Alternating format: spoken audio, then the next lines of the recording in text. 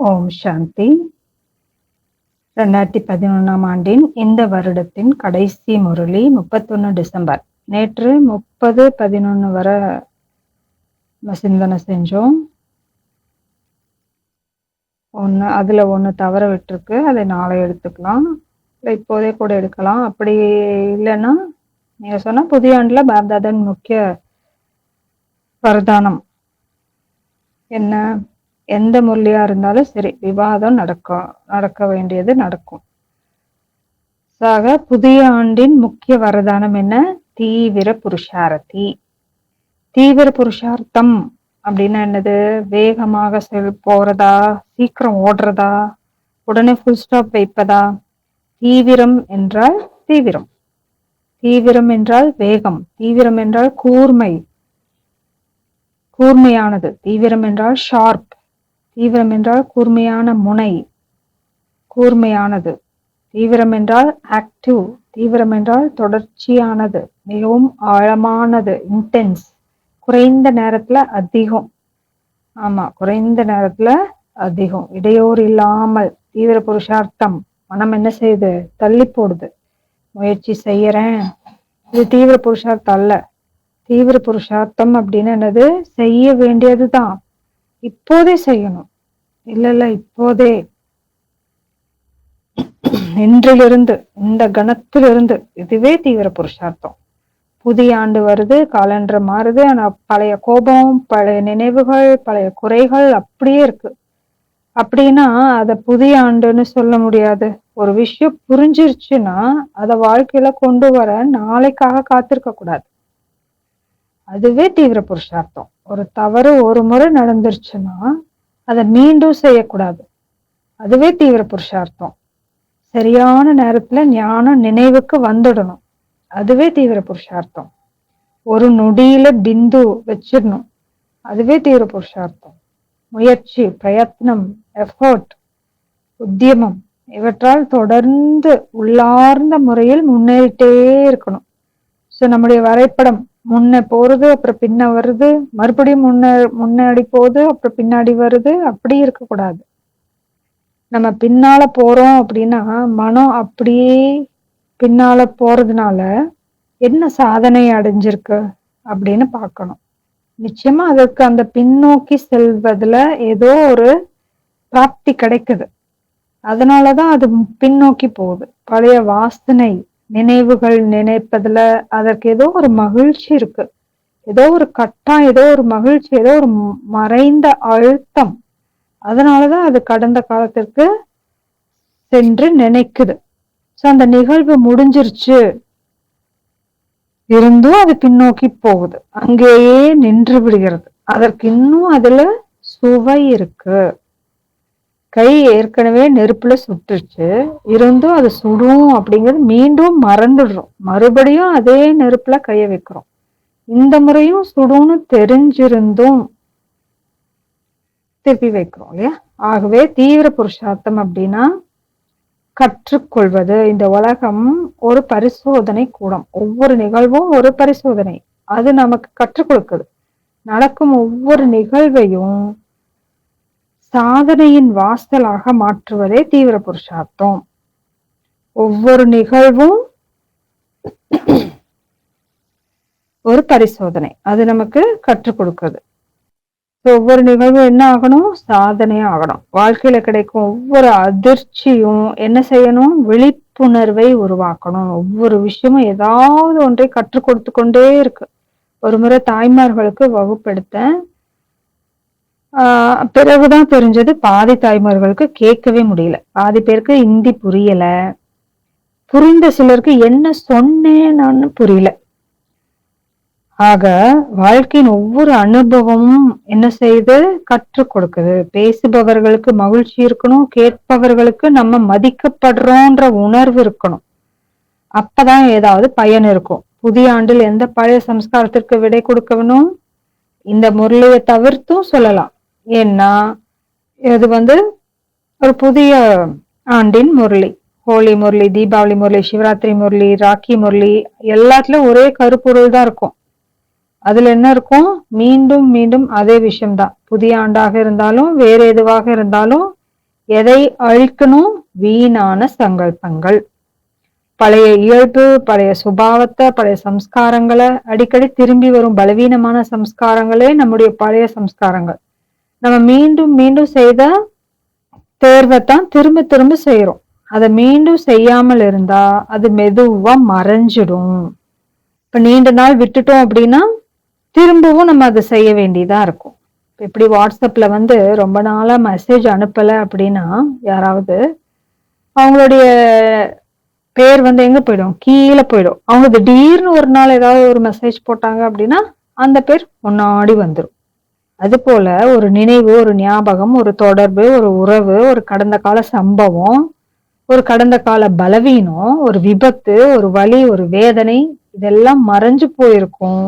திடீர்னு நினைவுக்கு வந்துச்சுன்னா மீண்டும் மேல வந்துடும். அப்போ என்ன செய்யணும்? இந்த நினைவு இரவில் வந்தா என்ன செய்வீங்க? பகல்ல ஏதாவது செய்யலாம். ஆனா இரவில் என்ன செய்வீங்க? ஐசியூல அவசர கால கருவி பெட்டி இருப்பது போல ஆன்மீக வாழ்க்கையிலும் என்ன இருக்கணும்? அவசர கால கிராஷ் கார்டு, அவசர உதவி வழி, திடீர்னு அமைதியின்மை, திடீர்னு பேனிக் அட்டாக், திடீர்னு பதட்டம், இரவு 1 மணி. அப்போ ஒருவர் எழுந்து மிகவும் அமைதி இழந்துடுறாரு. அப்ப என்ன செய்யணும்? அறையில மற்றவங்களை நல்லா தூங்கிட்டு இருக்காங்க. என்ன செய்வீங்க? அவங்கள எழுப்புவீங்களா அல்லது மருத்துவமனைக்கு ஓடுவீங்களா? நேற்று ஜார் செய்யறத பற்றி சொன்னீங்களே. ஆமா, ஜார், அதுவும் ஒரு டெக்னிக். ஜாரிலிருந்து ஒன்றை எடுத்துக்கொள்ளுங்க. இன்னொரு விஷயம் என்ன செய்யணும்? மன்னிப்பு கேட்பது மற்றும் மன்னிப்பது. நள்ளிரவில் மன்னிப்பு கேட்பதா? யார்கிட்ட? திடீர்னு அமைதியின்மை ஏற்பட்டது, பதட்டம் வந்துடுச்சு, பதட்டம் பதட்டம், திடீர்னு அமைதியின்மை, மிகவும் அமைதியின்மை. அந்த அமைதியின்மையில் ஞானம் இல்லை அப்படிங்கிறது கிடையாது. அந்த நேரத்துல ஞானம் அழுத்தப்பட்டிருக்கு. அந்த நேரத்துல எந்த தர்க்கமும் எந்த லாஜிக்கும் வேலை செய்யாது. இந்த அமைதியின்மை, பதட்டம், படபடப்பு, இதய துடிப்பு, இது ஒரு பரிசோதனை செய்து பார்த்த விஷயம். நள்ளிரவில் இப்படிப்பட்ட பதட்டத்தால ஆங்ஸைட்டி, தூக்கம் கலைஞ்சிடும். முரளி படிப்பதன் மூலம் மீண்டும் அந்த அமைதியின் அனுபவம் ஏற்படுது. முரளி படிக்கணும் அப்படிங்கிற எண்ணம் கூட வரணும் இல்லையா? அது தானாகவே வரும். ஏன்னா நேரா பாபா நினைவுக்கு வர்றார். ராக்கெட்ல என்னென்ன? குளிர்ந்த தண்ணீர், பாடல் கேட்பது, ஆமா, தண்ணீர் குடிப்பது, பாடல் கேட்பது, குளிப்பது, இன்னும் என்ன? ஆங்ஸைட்டி வந்தா நம்ம எழுதி வச்சிருக்கிற பாயிண்ட்டுகளை நினைவு செய்யலாம். 2 வழிகள் இருக்கு. ஒன்று பாவத்தின் பக்கம் அழைத்து செல்லுது, மற்றொன்று அதை நிறைவு செய்துட்டா, நிறைவு செய்யல அப்படின்னா அது பாவத்தின் பக்கம் அழைத்து செல்லுது, விகர்மத்தின் பக்கம். அதை செய்யல அப்படின்னா அமைதியின்மை அதிகரிச்சுட்டே போகும். மேலும் அமைதியின்மை, மேலும் அமைதியின்மை, மிகவும் அதிகமான அமைதியின்மை. அந்த அமைதியின்மையை நிறைவு செய்துட்டா அது ஏதாவது விகர்மத்தின் அமைதியின்மையாக இருக்கலாம், அல்லது ஏதாவது கற்பனைக்கான அமைதியின்மையாக இருக்கலாம். அப்படின்னா அதன் பிறகு மன வருத்தம், துக்கம், வெறுமை, பாரம், நிறைவு செய்யல அப்படின்னா அமைதியின்மை, அது தொடர்ந்துட்டே இருக்கும். அப்ப என்ன செய்யணும்? இந்த 2 வழிகள்ல எதை தேர்ந்தெடுக்கணும்? ஏதோ ஒண்ணு தேர்ந்தெடுக்கணும். நிறைவு செய்து மன வருத்தப்படுறதா? அமைதியின்மை இருப்பது பரவாயில்ல, ஏன்னா அமைதியின்மை நிலையற்றது. அது எவ்வளவு நேரம் நீடிக்கும்? ஒரு முறை தூக்கம் வந்துருச்சுன்னா அமைதியின்மை முடிஞ்சிடும். இந்த அமைதியின்மை ஏன் வந்துச்சு? அடுத்த நாள் அதை பற்றி சிந்திக்கணும். இது ஏன் வந்தது? நிச்சயமா பகல் ஏதாவது செய்திருப்போம், அதனாலதான் இந்த அமைதியின்மை வந்தது. காரணம் இல்லாம வராது. தினமும் வர்றதில்லை இல்லையா? எப்போதாவது வருது. பகல்ல புதிதா ஏதாவது கேட்டிருப்போம், அது உள்ளுக்குள்ள போயிருக்கும், காரணம் இல்லாம வர்றதில்லை. அதனால்தான் அந்த அமைதியின்மை. எனவே இந்த அமைதியின்மையின் இயல்பை புரிஞ்சுக்கணும். இந்த அமைதியின்மையும் எப்படி நிலையற்றது, இதுவும் தற்காலிகமானது. இப்ப வந்திருக்கு, பிறகு போயிடும். இதுவே சத்தியம் இல்ல, இது முழுமையான சத்தியம் அல்ல. சிறிது நேரத்துக்கு தான் இருக்கும், அது மறைஞ்சிடும். இதுவே என்னுடைய இயல்பு அல்ல. ஆமா, இந்த நேரத்துல இது உண்மை, ஆனா இதுவே என்னுடைய சுபாவம் இல்லை. ஆகவே சிறிது சாட்சி பாவம், சாட்சி பாவத்தோடு சிறிது சிந்தனை, இதை பத்தி ஏதாவது எழுதுனா அதற்காக முன்கூட்டியே பயிற்சி செய்யணும். பயிற்சி எப்போ செய்யணும்? எந்த புயலும் இல்லாத போது. பயிற்சி எப்ப செய்யணும்? இந்த ராணுவத்தினர் தினமும் பயிற்சி செய்யறாங்க இல்லையா? ஏன் செய்யறாங்க? ஏதாவது போர் நடக்குதா? ஏன் ஓடுறாங்க? காலையில பார்த்திருப்பீங்களா? எல்லா திசைகளும் ஓடிக்கிட்டே இருப்பாங்க. ஏன்? உலகத்துல ஒரு பழமொழி இருக்கு இல்லையா? தீப்பிடித்த பிறகு கிணறு தோண்டக்கூடாது. தாகம் தாகம் தீக்காகவும் அதேதான். ஆமா, அதுவும் சரிதான். உடனுக்குடன் எழுதிட்டே இருக்கணும். என்னென்ன சங்கல்பங்கள் வருது அவற்றை எழுதணும். எழுதினாலும் வித்தியாசம் இருக்கும். அதனாலதான் இரவில் தூங்கும் முறை முக்கியம். எப்படி தூங்குறோம் அப்படின்னா, எந்த பழைய சம்ஸ்காரத்திற்கு விடை கொடுக்கணும், நம்முடைய பழைய இயல்பிற்கு. நான் இப்படித்தான், என்னுடைய நேச்சரே இப்படித்தான், இது ஆத்ம ஞானம் அல்ல, இது சோம்பேறித்தனத்தின் அடையாளம். இந்த மனம் மிகவும் தந்திரமானது, ஏமாற்றுது.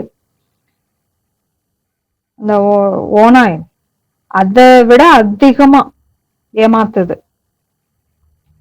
நரியை விட தந்திரமானது, மிகவும் சூழ்ச்சிகரமானது.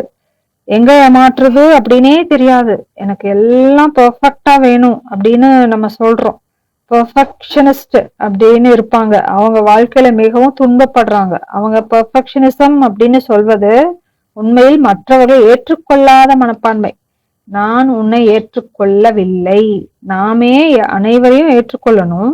இந்த உலகத்துல நம்மை ஏற்றுக்கொள்ளாத ஆயிரக்கணக்கானவங்க இருப்பாங்க. நம்முடைய கருத்தும் அவர்களுடைய கருத்தும் வேறுபட்டவையா இருக்கும். இந்த நிறுவனத்துல இருந்து எத்தனை பேர் வெளியே போயிட்டு வேற நிறுவனங்க ஆரம்பிச்சாங்க. அவங்கள பத்தி நம்முடைய உணர்வு என்ன? வெறுப்பா, பகையா? இந்த டிராமால ஒவ்வொருவருக்கும் அவரவர் பங்கு இருக்கு. இந்த உலகத்துல முன்பு இங்க இருந்து இப்போ வேற எங்கேயோ இருக்கும் ஆன்மாவும் சேவையத்தான் செய்துட்டு இருக்கு. பரமாத்மா சர்வவியாபி அப்படின்னு நாங்க சொல்லல, ஆன்மா சர்வவியாபின்னு சொல்லல. முறைகள் வேறுபட்டவை, விளக்கங்கள் வேறுபட்டவை, தவறான விளக்கமும் இருக்கலாம். ஆனா இந்த உலக நாடகத்துல ஒவ்வொருவருக்கும் அவரவர் பாதை இருக்கு. அதனாலதான் இந்த டிராமா பரிபூர்ணமானது. பரமாத்மாவின் பிரத்யக்ஷம் பலவிதமான முறைகள்ல நடக்கும். நமக்கு தெரியாது. நம்ம புரிஞ்சிட்ட முறையில தான் பரமாத்மா பிரத்யக்ஷ ஆவாரு அப்படின்னு இருக்கலாம். அப்படி இல்ல. பரமாத்மாவின் பிரத்யக்ஷம் மிகவும் ரகசியமானது, மிகவும் ரகசியமானது. அது எப்படி நடைபெறும் அப்படின்னு நமக்கு தெரியாது. அன்று நம்ம 8 அல்லது 10 விஷயங்களை எடுத்து பார்த்தோம். நம்ம செய்து கொண்டிருக்கிறோம் சேவைகளால பரமாத்மா பிரத்யக்ஷ ஆவாரா? இதுவும் ஒரு கேள்விதான்.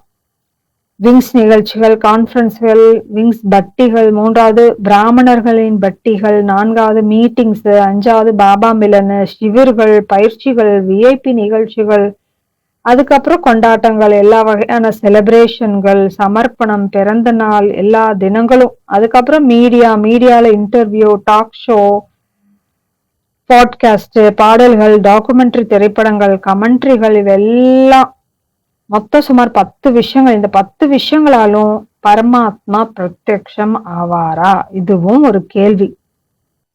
அல்லது அவருடைய மனதுல வேற ஏதாவது இருக்கா?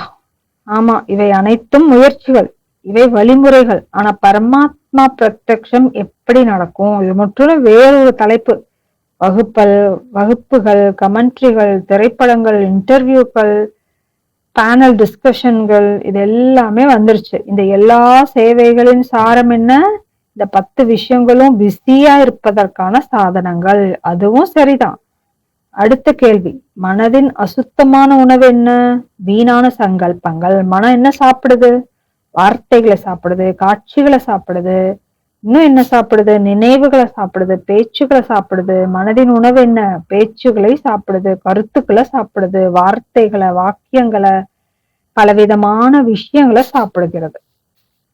ஆகவே அது வீணான சங்கல்பங்களையும் சாப்பிடுது. வீணான சங்கல்பங்களே அசுத்தமான உணவு. அசுத்தமான உணர்வுகள், ஒப்பீடு, குறை கூறுதல், எதிர்மறை சிந்தனை, இதெல்லாம் நம்ம நாள் முழுவதும் சாப்பிட்டா இரவுல என்ன நடக்கும்? அமைதியின்மை. நம்ம வெங்காயம், பூண்டு இதெல்லாத்தையும் சாப்பிடுறது இல்ல. ஆனா இந்த மாதிரி விஷயங்கள் எல்லாம் பிரசாதம் போல சாப்பிடுறோம். எதிர்மறைய சாப்பிடுறோம், பொறாமைய சாப்பிடுறோம், வெறுப்ப சாப்பிடுறோம். அத வலுக்கட்டாயமா வருது. ஆனா அதை சாப்பிடாம இருப்பது நம்ம கையில தான் இருக்கு. எப்போ லகுவான உணவு அப்படின்னா மனம் லேசா இருக்கும், புத்தி தெளிவா இருக்கும், இதயம் விசாலமா இருக்கும். அப்படிப்பட்ட உணவு வேணும். நம்ம சாப்பிடுறது மனதை பாரமாக்குச்சு, புத்திய தெளிவு குறைஞ்சது, இதயம் சுருங்குச்சு. அது அசுத்தமான உணவு, அசுத்தமான உணர்வுகள். இது எல்லாமே என்னது? மனதின் விஷயங்கள். மனதில் என்ன உருவாக்குகின்றன? அமைதியின்மை உருவாக்குகின்றன, நிலையின்மையை உருவாக்குது. ஆகவே பதில் என்ன? வீணான சங்கல்பங்கள், அசுத்தமான உணர்வுகள், ஒப்பீட்டின் உணவு. அவர் நம்ம விட முன்னாடி இருக்கார், நாம் அவரை விட பின்னாடி இருக்கோம். எல்லாரும் முன்னா போயிட்டு இருக்காங்க, நம்ம பின்னா இருக்கிறோம். குறை கூறுறோம், எதிர்மறை சிந்தனை. நம்ம அசுத்தமான உணவு உடலுக்கு சாப்பிட்டா என்ன ஆகும்? அமிலத்தன்மை, அஜீரணம், வயிற்றுக்கோளாறு, கேஸ்ட்ரைட்டிஸ், வயிற்றுப்போக்கு, பாரம், மனம் கெட்ட உணவை சாப்பிட்டா அதுக்கு என்ன ஆகும்? அதற்கும் அஜீரணம், அதற்கும் அமைதியின்மை வரும். ஆகவே நம்முடைய எண்ணங்களின் தட்டுல என்ன இருக்கு அப்படிங்கிறத பார்க்கணும். ஒரு தட்டினுடைய படம் வரைங்க. என்ன வரைவீங்க? ஒரு தட்டு. அத 2 பகுதிகளா பிரிங்க. ஒரு பாதியில புனிதமான எண்ணங்கள், தூய சங்கல்பங்கள், மற்ற பாதியில அசுத்தமான சங்கல்பங்கள், வீணான சங்கல்பங்கள். ஒரு தட்டு, 2 பகுதி, ஒரு படம். ஒரு பக்கத்துல தூய எண்ணம். இப்போ அவற்றை வெளியெடுத்து டைரியில எழுதணும். இதை நான் சாப்பிட்டால் என்ன ஆகிறது? இதை நான் சாப்பிட்டா என்ன ஆகுது? தூய எண்ணங்களை சாப்பிட்டா என்ன ஆகுது? வீணான எண்ணங்களை சாப்பிட்டா என்ன ஆகுது? வீணான எண்ணங்களை சோர்வடை செய்து நம்ம அதிகமா ஓட வைக்குது, சோர்வடை செய்து கற்பனைகளை விரிவாக்குது, சக்தியை சிதறடிக்கிறது, சோர்வடைய செய்து. அடுத்த கேள்வி, மனதின் சிறந்த உணவு என்ன? ஞானம். சிறந்த உணவு சுப பாவனை, நல்வாழ்த்துக்கள், சிறந்த சங்கல்பங்கள், துவாக்கள் வழங்குதல். இது எல்லாரும் நல்லவர்கள், அனைவரும் நல்லவர்கள் அப்படின்னு சொல்வது மட்டும் அல்ல, ஒரு கடினமான மனிதரையும் ஆன்மாவாக பார்த்து இவரும் தீவிர புருஷார்த்தி ஆகலாம் அல்லது ஆகட்டும் அப்படின்னு நினைக்கிறது, அதுதான் துவா.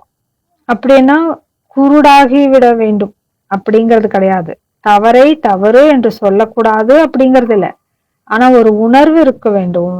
எப்படி இருந்தாலும் இவரும் இதைவிட முன்னேற முடியும். லகுவான உணவு சிறந்த உணவு அப்படின்னா மனம் அமைதியாகவும் நிலையாகவும் இருக்கணும். ஒரு செடிக்கு சூரிய ஒளி தேவைப்படுறது போல மனதிற்கு அர்த்தமுள்ள சிந்தனை தேவை. அதுக்கு என்ன வேணும்? ஒரு அர்த்தமுள்ள சிந்தனை. அப்பதான் அது நிலையா இருக்கும். தவறு தெரியுது, தவறு நடப்பது தெரியுது. ஒருவர் தவறு செய்கிறாரு, எனக்கு தெரியல, எனக்கு எதுவும் தெரியாது அப்படின்னு நம்ம சொல்ல முடியாது. ஆங்கிலத்துல இத ஆஸ்ட்ரிச் மென்டாலிட்டி அப்படின்னு சொல்லுவாங்க. நெருப்பு கோழி புயல் வரும்போது தன் தலைய மணல்ல புதைச்சுக்கும், எனக்கு எதுவும் தெரியாது. பூனை பால் குடிக்கும் போது கண்களை மூடிக்குது, எந்த ஆபத்தும் இல்ல, ஆபத்தை பார்க்கவே வேண்டாம் அப்படின்னு கண்ணை மூடிக்குது. இப்போ எனக்கு ஆபத்து தெரியல, ஆகவே கண்களை மூடிக்கொள்வது தீர்வு இல்ல. தீர்வு என்ன? அர்த்தமுள்ள சிந்தனை. ஒவ்வொரு நிகழ்வை பற்றியும் நம்மிடம் ஒரு சிந்தனை இருக்கணும். அந்த சிந்தனைய நம்ம செய்யல அப்படின்னா அது செயலாக்கப்படாம நம்ம உள் மனதுல நேரா பதிவாயிடும். எதிர்மறையானதை பார்க்கறது அது அப்படியே உள்ள போயிடுது. நடுவுல நம்ம ஒரு வடிகட்டிய வைக்கல அப்படின்னா இது ஒரு நிகழ்வு, இது எதிர்மறையானது. ஆனா இப்ப நான் என்ன செய்யணும் அப்படின்னு ஒரு வடிகட்டி வைக்கணும். அதை ஏற்றுக்கொள்ள வேண்டும். நான் எதுவும் செய்யல என்றால் அது நேரா உள்ள போயிடும். இதுதான் தூய உணவு. ஆக நீங்க வரைஞ்ச அந்த தட்டை பாருங்க. இதுல இருந்து நான் சாப்பிட்டால் என்னாகும், அதுல இருந்து சாப்பிட்டா என்னாகும் அப்படின்னு சிந்திங்க. பழைய சம்ஸ்காரங்களை முடிவுக்கு கொண்டு வருவதற்கு முக்கிய சாதனம் என்ன? உறுதியான சங்கல்பம், விழிப்புணர்வு, தொடர்ச்சியான பயிற்சி. உறுதி என்றால் எப்படி பற்களை கடிச்சிட்டு இருக்கணுமா? உறுதி என்றால் என்ன? சூழ்நிலைகள் சக்தி வாய்ந்தவை இல்ல, நம்முடைய சங்கல்பங்கள் தான் பலவீனமானவை.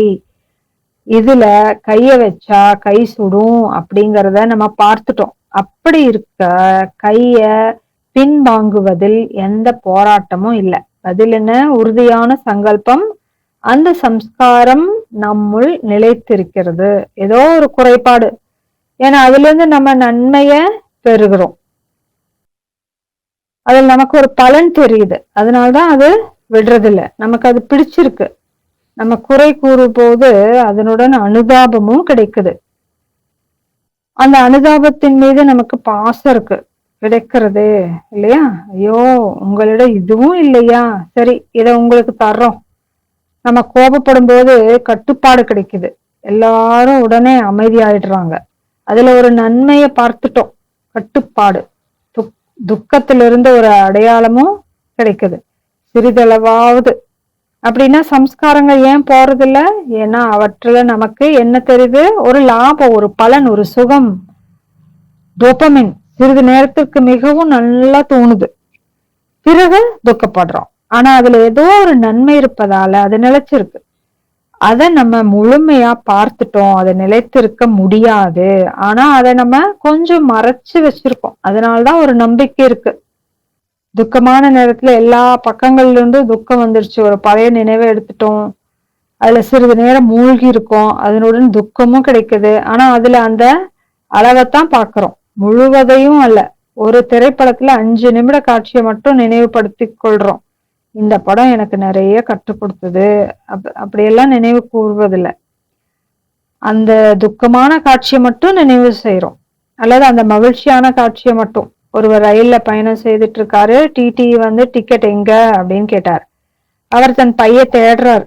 பிறகு அந்த பாக்கெட்ல கைய வைக்கிறார். பிறகு அந்த பாக்கெட்ல பாக்குறார். பிறகு பின்புறம் பாக்கெட்ல பாக்குறார். இன்னொரு பைய திறக்கிறார். தன் தொப்பியையும் கலற்றி பாக்குறார். எங்கும் டிக்கெட் இல்லை. எல்லா இடங்களிலும் டிக்கெட்டை தான் தேடிட்டு இருக்காரு. அப்ப டிடி கேக்குறாரு, மேல இருக்கும் இந்த பாக்கெட்ல ஏன் பார்க்கல? அதுக்கு அவர் சொல்றாரு, அது என்னுடைய கடைசி நம்பிக்கை. அதில் நான் பார்க்க மாட்டேன். முதல்ல அதை பார்த்துட்டு அதிலும் கிடைக்கலன்னா என்ன ஆகுறது? ஒருவர் மிகவும் இறுக்கமான செருப்பை அணிகிறாரு. அவ்வளவு இறுக்கமா இருக்கு, நாள் முழுவதும் குத்திட்டே இருக்கு. அலுவலகத்துல நாள் முழுவதும் மிகவும் இறுக்கமா இருக்கும். நடக்கும் போதும் அவருக்கு வலி இருக்கு. ஏன் இப்படி செய்யறீங்க அப்படின்னு மாலையில வீட்டுக்கு போய் அதை கலற்றும் போது கிடைக்கும் சுகத்தால் நாள் முழுவதும் இருந்த அந்த துக்கம் குறைந்து விடுது அப்படின்னு சொல்றோம். நல்ல வழிதானே? பழைய சம்ஸ்காரங்கள் முடிவு கொண்டு வருவதற்கு முக்கிய சாதனம் என்ன? விழிப்புணர்வு. நம்முடைய விழிப்புணர்வை அதிகரிக்கணும். நம்மையே திட்டிட்டு இருக்கக்கூடாது. அடடா, மறுபடியும் அந்த சங்கல்பம் வந்துடுச்சே, இன்று அமிர்த வேலைய சக்தி வாய்ந்ததா மாற்றுவேன் என்று நினைச்சேன், ஆனா தூக்கம் வந்துடுச்சே அப்படின்னு திட்டிக் கொள்ளக்கூடாது. நம்மை நாமே துக்கப்படுத்தக்கூடாது, நம்மை நாமே வேதனைப்படுத்தக்கூடாது. வேலை வேற இடத்துல செய்ய வேண்டும். விழிப்புணர்வின் மீது வேலை செய்யணும். எச்சரிக்கையை அதிகப்படுத்தணும். தெளிவாகி விட வேண்டும். அதில் இருக்கும் லாபத்தை பார்ப்பதை நிறுத்தணும். நம்ம என்ன செய்யணும்? பழைய பழக்கத்துல நம்ம என்ன பார்க்கிறோம்? அது நிலைத்திருக்குது. அதாவது நம்முடைய விருப்பம் இல்லாமல் அது நடப்பதில்லை இல்லையா? அது போகக்கூடாது அப்படின்னு நாமே விரும்புறோம். அதனுடன் வாழவும் இல்லை, விவாகரத்தும் கொடுக்கல. என் அம்மா எந்த நாளில் அந்த மறைந்திருக்கும் லாபம் நமக்கு தெரிகிறதோ அன்றே அந்த ரகசியம் வெளிப்படும். அந்த நாள் எப்போ வரும்? இன்றே கூட வரலாம். அந்த மறைந்திருக்கும் லாபம் நமக்கு தெரிந்துடலாம். அதுல ஒரு லாபம் இருக்கு, அது மிகவும் மறைவா இருக்கு. அந்த லாபத்தை மட்டும் பார்த்துட்டா போதும். அப்போ அந்த சம்ஸ்காரத்திலிருந்து விடுதலை கிடைச்சிடும். நல்லது. ஓம் சாந்தி.